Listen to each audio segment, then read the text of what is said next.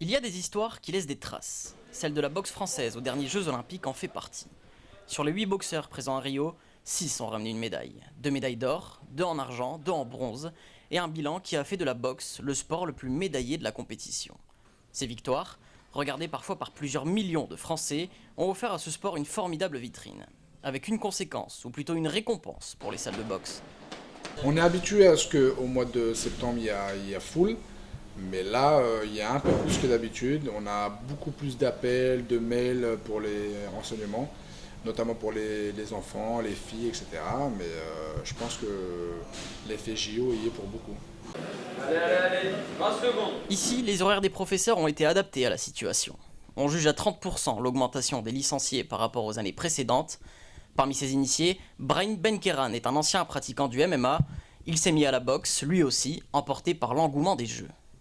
Ça sert à se défouler, ça sert à réfléchir en période de stress, parce que sous les coups, on est un peu stressé. Et entre l'entraînement et le sparring ou les combats, c'est totalement différent.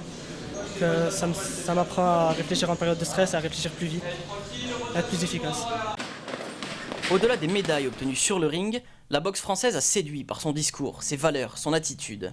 Un comportement qui a plu au public français. Et moi je le ressens donc déjà même au niveau réseaux sociaux où ça parle beaucoup de boxe. Moi-même sur mes comptes personnels j'ai des ajouts, j'ai des gens qui s'intéressent au sport et même à la salle, que ce soit dans la salle de compétition ou la salle de coaching comme ici, beaucoup d'inscriptions, beaucoup de demandes, beaucoup de renseignements. Pourtant, la boxe olympique française partait de loin. Souvenez-vous, à Londres, il y a 4 ans, elle n'avait ramené aucun titre, même pas un métal. Aujourd'hui, ce sport s'est racheté une santé et quelques têtes d'affiche, comme le couple Tony Yoka et Estelle Mosley. De là en faire des futures stars du sport français. J'espère que cet effet boxe, ça va pas rester une mode entre guillemets, une tendance.